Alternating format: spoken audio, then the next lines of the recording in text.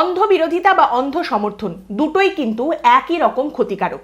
কেউ যদি আজ একেবারে অন্ধ বিরোধিতা করতে গিয়ে বলেন যে সরকারের তরফ থেকে অন্নপূর্ণা ভান্ডারের জন্য 12 পাতার ফর্ম দেওয়া হয়েছে, এই ফর্ম তো দেখেই বোঝা যাচ্ছে সরকারের টাকা পয়সা দেওয়ার বিন্দুমাত্র সদিচ্ছা নেই, শুধু ফর্ম ফিল আপ করাবে, সরকার আসলে টাকাটা মোটেই দিতে চায় না, ফর্ম দেখেই বোঝা যাচ্ছে, এটা যদি কেউ বলেন আমি এই কথায় একেবারেই সহমত নই, আমি এই পক্ষে নেই। আবার কেউ যদি এখন অন্ধ সমর্থন করতে গিয়ে বলেন যে 12 পাতার ফর্ম লিখিয়ে নিয়েছে, বেশ করেছে, দরকার হলে 1200 পাতা লিখে দিতে হবে, টাকা নেবে, মাগনায় নেবে নাকি, এত ফুটানি কিসের, লিখে তো দিতেই হবে, না লিখলে টাকা পাবে না, এই নোংরামির মধ্যেও আমি নেই, আমি গঠনমূলক সমালোচনায় আছি। দেখুন, প্রথম কথা হচ্ছে আমি এই বিষয়টাতে একেবারে সহমত, আমি এটা মানি যে কোনো প্রকল্প সরকার যে সহায়তা করছে, কোনো ভাতা, কোনো টাকা পয়সা যখন সরকার দিচ্ছে, সেটা এক এবং একমাত্র এই দেশের নাগরিক যারা তাদের পাওয়া উচিত, এবং তারই সঙ্গে যাদের জন্য এই প্রকল্প আনা হয়েছে শুধুমাত্র তাদেরই পাওয়া উচিত, কোনো বেনজল এর মধ্যে ঢোকা উচিত নয়। এবার তাহলে সমস্যাটা কোথায় আসছে? প্রাথমিকভাবে এই ফর্মটা দেখলে যেটা বোঝা যাচ্ছে সেটা হলো এই ফর্মে প্রচুর ডাবল এন্ট্রি রয়েছে, যে কারণে এই ফর্মটা আননেসেসারিলি কমপ্লিকেটেড হয়ে যাচ্ছে, অপ্রয়োজনীয়ভাবে জটিল করা হয়েছে ফর্মটাকে। এবং তারই সঙ্গে মন্ত্রী অগ্নিমিত্রা পাল যে কথাটা বলেছিলেন, ক্লাস 2 পাস করা একজনও ফর্ম ফিল আপ করতে পারবেন, এত সহজ অন্নপূর্ণা ভান্ডারের ফর্ম হবে, সেই কথার সঙ্গে কিন্তু এই ফর্ম একেবারেই যায় না। একজন সাধারণ মানুষ, প্রান্তিক একজন মানুষ, খুব গরিব কোনো একটি বাড়ির গৃহবধূ, যার হয়তো পুঁথিগত শিক্ষাগত সেই যোগ্যতা নেই, সেই শিক্ষা নেই, তিনি কিন্তু এই ফর্ম কিছুতেই একা একা পূরণ করতে পারবেন না। কোনো সহায়তা ছাড়া একজন সাধারণ মানুষের পক্ষে এই ফর্মটা ফিল আপ করা সম্ভব নয়, সেরকম এই ফর্মটা একেবারেই নয়। তার কারণটা হচ্ছে, দেখুন, এখানে এমন অনেক কিছু রয়েছে যেগুলোর উত্তর হয়তো মানুষ দিতে চাইবেন, হয়তো সদিচ্ছা থাকতে পারে, কিন্তু উত্তর দেওয়াটা খুব কঠিন, সেখানে অনেকগুলো জটিলতা রয়েছে।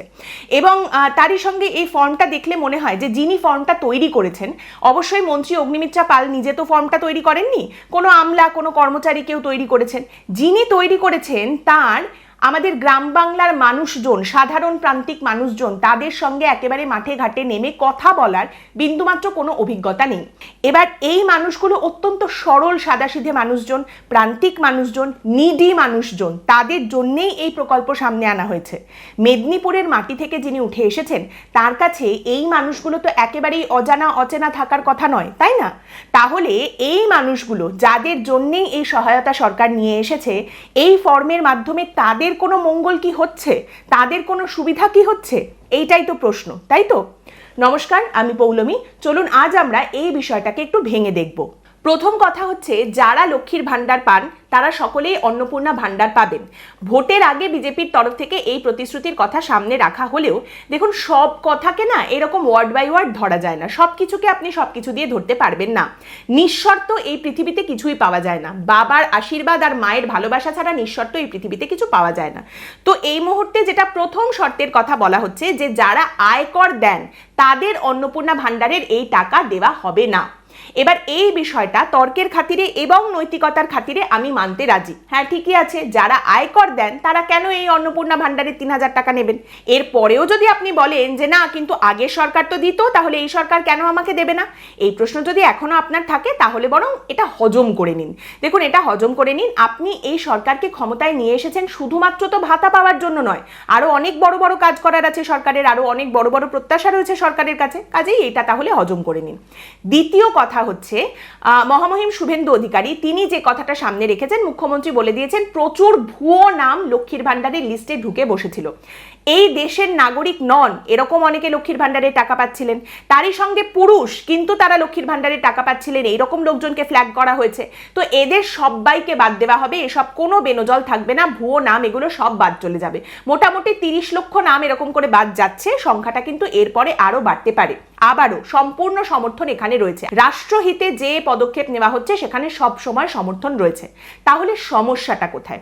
সমস্যাটা হচ্ছে, দেখুন, এই যে অন্নপূর্ণা ভান্ডারের যে ফর্ম 12 পাতার, এইটা একটা দুর্বোধ্য নথি হিসেবে সামনে উঠে আসছে। আপনারা যারা এই ফর্মটা দেখেছেন তারাও নিশ্চয়ই অনেকেই বিস্মিত হয়েছেন যে একজন নারী, তিনি এই দেশের নাগরিক কিনা এবং তিনি অর্থনৈতিকভাবে অসচ্ছল কিনা, মানে তার সত্যি এই টাকাটার প্রয়োজন আছে কিনা, এই দুটো জিনিস প্রমাণ করতে বা এই দুটো জিনিস ডিটারমিন করতে এত তথ্য কেন লাগবে, এত 12 পাতা জুড়ে তথ্য কেন দিতে হবে শুধুমাত্র এই দুটো জিনিস প্রমাণ করতে? এবার এইখানে মন্ত্রী অগ্নিমিত্রা পাল এবং মহামহিম শুভেন্দু অধিকারী তারা দুজনেই যে কথাটা বলেছেন যে দেখুন শুধুমাত্র অন্নপূর্ণা ভান্ডারের জন্য এই ফর্ম ফিল আপ করানো হচ্ছে আপনাদের দিয়ে তা নয়, এরপরে আগামী দিনে সরকার আরও প্রকল্প আরও নানা রকম জিনিসপত্র সুযোগ সুবিধা নিয়ে আসবে, সেগুলোর জন্যেও আগেভাগেই তথ্য নিয়ে রাখা হচ্ছে। মন্ত্রী অগ্নিমিত্রা পাল তিনি আরও এক ধাপ এগিয়ে বলেছেন যে কারা নিজের শিশুদের সরকারি টিকাকরণ করে না, কারা নিজের শিশুদের এখনো খারিজি মাদ্রাসায় পড়াশোনা করতে পাঠায়, সেগুলো তো সরকারকে জানতে হবে। সরকারের কথা আপনি শুনবেন না, এদিকে সরকারের টাকা পয়সা নেবেন, এটা তো হতে পারে না। এবার এখানে ইঙ্গিতটা কাদের দিকে সেটা আপনিও জানেন আমিও জানি, কিন্তু সেই নিয়ে এখন আমি আলাদা আলোচনা করতে বসছি না, তাহলে মেন লাইন থেকে আলোচনা কড লাইনে চলে যাবে, ফর্ম নিয়ে কথা বলা হবে না। তাহলে বেসিক আমরা একটা প্রশ্ন যদি এখানে করি যে একটি গরিব হিন্দু পরিবারে যদি দেখা যায় যে সেই পরিবারের শিশুদের সরকারি টিকাকরণ করানো হচ্ছে না, তাহলে সেই পরিবারের মহিলার ভাতা কি আটকে দেওয়া হবে? এবার এর উত্তরটা আপনাকে ধরে নিতে হবে যাই হোক না কেন, কারণ এর উত্তরটা আপনি স্পষ্ট করে সরকারের কাছ থেকে পাবেন না। তাহলে আমরা একটা জিনিস ধরে নিতে পারি যে হিন্দু গরিব পরিবারের মহিলা হলে তাকে অন্নপূর্ণা ভান্ডারের এই টাকা দেওয়ার সদিচ্ছা সরকারের রয়েছে, আর যাকেই টাকা দেওয়ার ইচ্ছা থাক বা না থাক অন্তত একটি হিন্দু গরিব পরিবারের মহিলাকে টাকা দেওয়ার ইচ্ছা রয়েছে, তাই তো? এবার তাহলে বিষয়টা দেখা যাক। প্রথম পয়েন্ট এই ফর্মের হচ্ছে, দেখুন আমরা এখন সকলে জানি আধার কার্ডের সঙ্গে সব কিছু লিঙ্ক করানো আছে। আপনার প্যান কার্ড বলুন, আপনার রেশন কার্ড বলুন, সমস্ত কিছু আধার কার্ডের সঙ্গে লিঙ্ক করাতে হয়েছে এবং তার জন্য মানুষকে বেশ খানিকটা হ্যারাস হতে হয়েছে, লাইনে দাঁড়ানো সব কিছু করতে হয়েছে। এবার আপনাকে যদি সরকারের কাছে আধার কার্ডের নম্বরটা দিতে হয়, তাহলে সরকার তো সেই আধার কার্ডের নম্বরটা থেকেই বাকি সব কিছু বের করে নিতে পারবেন, তার প্যান কার্ড নাম্বার, তার রেশন কার্ড ডিটেলস সব বের করে নিতে পারবেন। কিন্তু এই ফর্মে তিনটে আলাদা আলাদা জায়গায় তিনটে ডিটেলসই আলাদা আলাদা করে দেওয়ার কথা লেখা আছে, এবং সেটাও শুধুমাত্র টাকাটা যার অ্যাকাউন্টে ঢুকবে বা যিনি পাবেন তার নয়, তার গোটা পরিবারের ration card details, pan card details, bank account number, Aadhaar card number সমস্ত কিছু দিতে হবে। এরপরে এই ফর্মে জিজ্ঞেস করা হচ্ছে আপনার ডিজিটাল রেশন কার্ড আছে কিনা। সেক্ষেত্রে সেই রেশন কার্ডের ধরন কি জানার জন্য অপশন দেওয়া হচ্ছে যে আপনার রেশন কার্ড AAY না PHH না SPHH না RKSY1 না RKSY2 না ভর্তুকিহীন, আপনাকে এটা জানাতে হবে। আমার তো মনে হয় না যে খুব সাধারণ একজন ব্যক্তি তিনি নিজেও জানেন যে তার রেশন কার্ডের ধরনটা কীরকম। আপনার কি মনে হয়? আপনি একবার মনে করুন যে গ্রামের একজন প্রান্তিক গরিব একজন মহিলা, তিনি হয়তো অক্ষর জ্ঞান নেই, তার শিক্ষাগত যে পুঁথিগত যে শিক্ষা সেই শিক্ষাটা তার নেই, তাহলে তিনি এটা জানবেনটা কি করে? কারোর সহায়তা ছাড়া তিনি এই ফর্ম পূরণ করতে পারবেন না, এই তথ্যটা কিছুতেই দিতে পারবেন না। আপনার পরিবারে কারুর স্বাস্থ্য বীমা আছে কিনা সেই সমস্ত তথ্য আপনাকে দিতে হবে। স্বাস্থ্য বীমা আছে কিনা, তার প্রিমিয়াম আপনি কত দেন, প্রিমিয়ামের ধরন কিরকম সেই সব জানাতে হবে। আগে সরকার স্বাস্থ্য সাথী দিত, এবারে নতুন সরকার বলছে আয়ুষ্মান ভারত দেওয়া হবে, সবাইকেই দেওয়া হবে, আপাতত এই কথাই বলা হচ্ছে। এবার অনেকেই রয়েছেন যাদের পরিবারের প্রত্যেকের জন্য স্বাস্থ্য বীমা করার মতো সেই সামর্থ্য নেই, তো যতটা সম্ভব স্বাস্থ্য সাথী দিয়ে তারা কভার করে রেখেছেন, আর পরিবারের একজন বা দুজনের জন্য টেনে টুনে কোনো রকমের স্বাস্থ্য বীমার ব্যবস্থা করেছেন, প্রিমিয়াম দিচ্ছেন। তাহলে সেটাকে আপনি কোন ক্যাটাগরিতে ফেলবেন? এবং আমি আমার পরিবারের কোন সদস্যের জন্য স্বাস্থ্য বীমা করেছি এবং সেখানে আমি আমার প্রিমিয়াম কত দিচ্ছি, এই তথ্য আমি সরকারকে জানাবোই বা কেন একটা ফর্মের মাধ্যমে। এবং এরকমও কেস আপনি খুঁজে পাবেন যেখানে হয়তো একটা ব্যাংক টুক করে একটা স্বাস্থ্য বীমা করিয়ে দিয়েছে, বছর বছর ব্যাংক অ্যাকাউন্ট থেকে টাকাটা কেটে চলে যায়, বয়স্ক ভদ্রমহিলা তিনি হয়তো জানেনই না, সেই তথ্য তার কাছে নেই, তিনি সেই তথ্য দিতে পারবেন না। আবার মন্ত্রী অগ্নিমিত্রা পাল কথা বলে রেখেছেন যে তথ্য যদি ভুল দেওয়া হয় তাহলে কিন্তু সঙ্গে সঙ্গে তিনি মার্কড হয়ে যাবেন। এবার এই তথ্য ভুলের ক্ষেত্রে ইচ্ছাকৃত তথ্য বিকৃতি হয়েছে নাকি কেউ ভুল করে ভুল তথ্য দিয়ে দিয়েছেন, তার মাপকাঠিটা কি হবে সেটাও কিন্তু পরিষ্কার নয়। এরপর একটা জায়গায় রয়েছে আপনার শিক্ষাগত যোগ্যতা, আপনাকে বলতে হবে শিক্ষিত না অশিক্ষিত সেটা বলতে হবে, তার সঙ্গে আপনি কতদূর পড়াশোনা করেছেন সেটাও বলতে হবে। এবার শিক্ষিত আর অশিক্ষিতর মাপকাঠিটা কি, মানে কোনটাকে আপনি বা সরকার শিক্ষিত বলে ধরছেন? ক্লাস 4 পাশ করলে শিক্ষিত, নাকি মাধ্যমিক পাশ করাকে শিক্ষিত বলা হচ্ছে, নাকি উচ্চ মাধ্যমিক পাশ করলে, নাকি শুধুমাত্র অক্ষর জ্ঞান সংখ্যা জ্ঞান থাকলে কেউ যদি নিজের নামটা সই করতে পারেন তাহলেই শিক্ষিত বলে ধরা হচ্ছে? পরিষ্কার নয়। এইবার আসি কর্মসংস্থানের ধরনে। পরিবারের প্রত্যেক সদস্য তাদের কর্মসংস্থানের ধরন আপনাকে এখানে জানাতে হবে। এইখানে I really appreciate the effort. এটা খুব ভালো একটা বিষয় যে অনেকগুলো অপশন রাখা হয়েছে যে কি ধরনের কাজ আপনি বা আপনার পরিবারের লোকজন করেন, এবং সেক্ষেত্রে সংগঠিত ক্ষেত্রে স্বনিযুক্ত, আংশিক সময় কর্মরত বা পার্ট টাইম, অসংগঠিত ক্ষেত্রে স্বনিযুক্ত মানে কারিগর, শিল্পী, কৃষক, এ ধরনের অনেকগুলো অপশন রয়েছে। এটা খুবই ভালো বিষয় যে যে ধরনের কাজ করেন সেটা এখান থেকে বেছে নিতে পারবেন। এরপরেই আবার বলা হচ্ছে যে পরিবারের বার্ষিক আয় কতটা সেটা জানাতে হবে।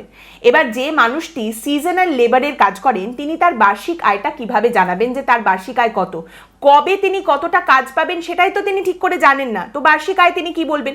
তারই সঙ্গে বেশ কিছু জায়গায় খুব কিছু সেন্সিটিভ তথ্য চাওয়া হয়েছে, যেখানে জমির ডিটেলস চাওয়া হচ্ছে। আপনার কাছে কতটা জমি বা আপনার নামে কতটা জমি রয়েছে, এবং আপনার পরিবারের সকল সদস্য তাদের কার কার নামে কতটা জমি রয়েছে, পরিবারের কাছে মোট কত জমি রয়েছে সেই তথ্য দিতে হবে। এবার শরিকি ঝামেলা যেখানে চলছে সেখানে কিভাবে এই হিসেবটা দেওয়া যাবে? শরিকি ঝামেলা, মামলা এগুলো চলছে, সেখানে হিসেব কি করে দেবেন আপনি?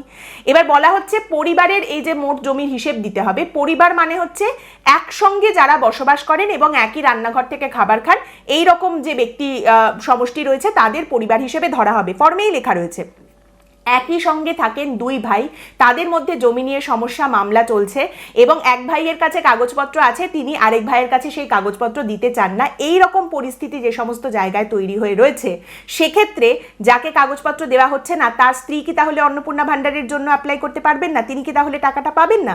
মানে সব জায়গায় তো একেবারে সুখী গৃহকোণের চিত্র সামনে উঠে আসবে বিষয়টা তা নয়। নাকি এখানে আবার বলবেন যে বাড়িতে যখন এতই ঝামেলা রয়েছে জমি নিয়ে তখন টাকা নিয়ে লাভ নেই, বাড়িতে যখন জমি নিয়ে এত ঝামেলা অন্নপূর্ণা ভাণ্ডারের টাকা তোমাকে পেতে হবে না? এইটা তো যুক্তি হতে পারে না। আবার ধরুন কোথাও বাবার 5 কাঠা জমি ছিল, এবার 5 ছেলে রয়েছে, 5 জন প্রত্যেকে 1 কাঠা করে জমি পাবেন, কিন্তু সেই ভাগাভাগি এখনো হয়নি, মামলা টামলা হয়তো চলছে। এইবার তাহলে সেই প্রত্যেক ভাইয়ের পরিবারের তরফ থেকে যখন ফর্ম ফিল আপ করা হবে, তারা জমির মালিকানা কত লিখবেন, তাদের কাছে কতটা জমি আছে, 1 কাঠা করেই লিখবেন, কিন্তু সেই 1 কাঠার কাগজপত্র তো তাদের কাছে নেই, পর্চা বলুন, দলিল বলুন, সেটা তো আছে 5 কাঠার। তাহলে সেই 5 কাঠার জমির সমস্ত কাগজপত্র দেওয়া হবে আর মালিকানা লেখা হবে 1 কাঠার। আবারও তাহলে তথ্য ভুলের জায়গাটা উঠে আসছে। সব থেকে বড় চিন্তার যে বিষয়টা, যেটা বারবার বলছি, সহায়তা ছাড়া এই জায়গাগুলো তারা ফিল আপ করতে পারবেন না। তাহলে এই ফর্ম পূরণের জন্য সাহায্য নিতে হবে মহিলাদের, এবং সেই সাহায্য নিতে কেউ হয়তো জেরক্সের দোকানে যাবেন, কোথাও পাড়ার কেষ্টবিষ্টু মাতব্বরদের কাছে যাবেন যে ফর্মটা ফিল আপ করে দিন। সেখানে সব থেকে বড় বিষয়টা হচ্ছে এই যে এত তথ্য, এবং আমার সব থেকে পার্সোনাল তথ্য, সব থেকে গুরুত্বপূর্ণ আমার তথ্য, ব্যক্তিগত তথ্য, সেগুলো সমস্ত কিছু আমাকে ফর্মে লিখতে হচ্ছে। সেই তথ্যগুলো সরকারের কাছে যাওয়ার আগে যাদের সাহায্য আমি নিতে যাচ্ছি তাদের কাছে তো সবার আগে ডাইভার্জ হয়ে যাচ্ছে, তারা সবার আগে দেখতে পেয়ে যাবে। আমার বাড়ির কাজের দিদি যদি আমাকে এসে বলেন যে আমার ফর্মটা একটু ফিল আপ করে দাও, তাহলে সরকার এই তথ্যগুলো পাওয়ার আগে আমি তো তার সব থেকে একদম ব্যক্তিগত তথ্য, তার বাড়ির সকলের জমি, দলিল, সমস্ত তথ্য সবার আগে আমি দেখতে পাচ্ছি। তার মাধ্যমে সেই জায়গায় যে কোনো রকম কোনো গন্ডগোল হবে না, কোনো স্ক্যাম হবে না, সেই তথ্যগুলো নিয়ে যারা সাহায্য করছেন তারা যে ব্যবহার করবেন না, এর গ্যারেন্টি কি প্রশাসন দিতে পারবে? এবং এখানে আমি ধরে নিলাম সরকারের সম্পূর্ণ সদিচ্ছা আছে, সরকার এই তথ্যগুলো নেওয়ার পর সেগুলোকে প্রোটেক্ট করবে।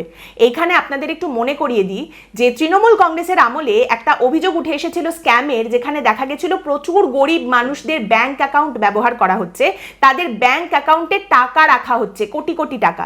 এই মানুষগুলো তারা জানেনই না যে তাদের ব্যাংক অ্যাকাউন্ট ব্যবহার করা হচ্ছে, পরে সেই টাকা আবার বের করেও নেওয়া হচ্ছে, মানি লন্ডারিং করা হচ্ছে বেসিক্যালি। এবং অনুব্রত মণ্ডলের বিরুদ্ধে এর অভিযোগ উঠেছিল যে এই স্ক্যামের সঙ্গে তিনি জড়িত। বিজেপি সরকারের কেন্দ্রীয় তদন্তকারী সংস্থা সিবিআই এখনো তার তদন্ত করছে, কবে সেটা শেষ হবে, কোন পর্যায়ে রয়েছে, অভিযোগ প্রমাণ হবে কিনা, অভিযুক্ত শাস্তি পাবে কিনা, কিছুই আমরা জানি না। তো এই রকম কোনো ঘটনা ঘটবে না তার কোনো গ্যারেন্টি কি দিতে পারবেন? সব থেকে সহজ, এই সমস্ত কিছু ছেড়ে দিন, ধরুন একটা জেরক্সের দোকান, সেখানে আমার প্যান কার্ড, আধার কার্ড, রেশন কার্ড, সমস্ত ডিটেলস আমাকে দিতে হচ্ছে। সেই ডিটেলসগুলো সেখান থেকে ব্যবহার করে কেউ যদি 2-4টে সিম কার্ড তুলে নেয়, সেগুলো যদি বাংলাদেশিদের হাতে পৌঁছে যায়, বাংলাদেশিরা ইললিগাল বেআইনি কাজ করবে, কিন্তু নামটা কার্ড দেখা যাবে সেই গ্রামের নিরীহ মহিলার, যার সমস্ত তথ্য ব্যবহার করে সিম কার্ডগুলো নেওয়া হয়েছে। তারই সঙ্গে এখানে দেখুন আপনার পরিবারের শিশুর তথ্যও কিন্তু এখানে দিতে হচ্ছে, সে কোন স্কুলে কোন ক্লাসে পড়ে সেই সমস্ত তথ্যও দিতে হচ্ছে। তো এই তথ্যগুলো নিয়ে কেউ কোনো রকমভাবে খারাপ কিছু করবে না, খারাপভাবে ব্যবহার করবে না, সেই জায়গাটা, সেই গ্যারেন্টির জায়গাটা কি প্রশাসন দিতে পারবে? এই খবর দেখলেও আমি খুব অবাক হব না যে এখান থেকেও একটা কাটমানির ব্যবস্থা করা হয়েছে। এক্ষুনি না হলেও তোমাকে ফর্ম ফিল আপ করে দেবো, 6 মাস পর থেকে তুমি যা টাকা পেতে থাকবে প্রত্যেক মাসে 3000 টাকা থেকে আমায় 500 টাকা করে দিতে হবে, এই রকম কোনো ব্যবস্থা করা হয়েছে। এই খবর যদি সামনে উঠে আসে আপনি কি খুব অবাক হবেন? সরকার বদলে যেতে পারে, সরকারের সদিচ্ছা থাকতে পারে, কিন্তু নিচের তলার চোরেরা তো রাতারাতি বদলে যেতে পারবে না। এখন এই সমস্ত ডিটেলস, একজন মানুষের সমস্ত তথ্য সে কপি করে রেখে দিল, কিছুদিন পর 6 মাস পরে গিয়ে তার বাড়িতে হুজ্জুতি করতে শুরু করলো, এই সমস্ত তথ্যগুলো দিয়ে তাকে ব্ল্যাকমেল করতে শুরু করলো, টাকা চাইতে শুরু করলো, সেটাও হতে পারে, সেই হুজ্জুতির পরিস্থিতিও তৈরি হতেই পারে। দেখুন এইখানে সরকারের সবার আগে সুরক্ষা দেওয়ার প্রয়োজন রয়েছে। এই জায়গায় আগে আপনাকে প্রোটেকশনের ব্যবস্থা করতে হবে যে এই তথ্যকে সুরক্ষিত রাখার দায়িত্ব আমার। এখানে কি সরকারের তরফ থেকে কোনো পদক্ষেপ দেখতে পাওয়া যাবে? দেখুন এই ফর্মে সিএএ, এসআইআর, ট্রাইব্যুনালে আপনার মামলা চলছে কিনা এবং তারই সঙ্গে ভোটার কার্ডের কিছু তথ্যও চাওয়া হয়েছে, সেগুলো নিয়ে বিরোধিতা করার কোনো জায়গা নেই। সেগুলো সরকার জানতে চাইবেই, এগুলোর বিরোধিতা করা মানে একেবারে বোকামি। সরকারের দিকটা তো দেখবেই, কিন্তু সরকারকে তো মানুষের দিকটাও দেখতে হবে। মানুষের দিকটা দেখে এই ফর্মটাকে এতটা জটিল না করে অন্তত এটাকে 5 পাতায় নিয়ে আসা যায়। আমি কটাক্ষ করছি না, আমি বিরোধীদের মতো বলছি না যে এটাকে 12 পাতা থেকে 1 পাতা করে ফেলা যায়, সেটা আমি বলছি না, কিন্তু 12 পাতা থেকে এটাকে সহজ করা যায়, প্রাঞ্জল করা যায়, মানুষজন বুঝতে পারবেন সেই রকম একটা জায়গায় আনা যায়, অন্তত 5 পাতা করা যায়। এবার এইখানে সেটা যদি না করে সরকার, তাহলে সেই সরকার নিজেকে মানবদরদী সরকার কি করে বলতে পারবে? এখন কেউ যদি বলে যে বিজেপি ভোটের আগে বলেছিল 3000 টাকা দেবে, ভাতা দেবে, সেই বলে ভোটটা টেনে নিয়েছে, ভোটে জিতে গেছে, এইবার এই 12 পাতার ফর্ম দিয়ে নাকে দড়ি দিয়ে ঘোরাচ্ছে, তাহলে আপনার বিপক্ষের আর্গুমেন্টটা কি হবে? আপনার আর্গুমেন্ট যদি এটা হয় যে 208 জন বিধায়ক নিয়ে আমরা ক্ষমতায় এসেছি, যা করছি বেশ করছি, তাহলে তো আর কিছু বলার থাকে না, তাহলে আপনি বেশ করছেন অবশ্যই, কিন্তু উপায় আছে, ইচ্ছে থাকলে উপায় আছে, আর সরকারের কাছে তো অবশ্যই সেই রিসোর্স এবং উপায় আছে। আজকের পর্ব এখানেই শেষ করছি। আপনাদের মতামত অবশ্যই জানাবেন। পরের দিন দেখা হবে অন্য একটি বিষয় নিয়ে আলোচনায়।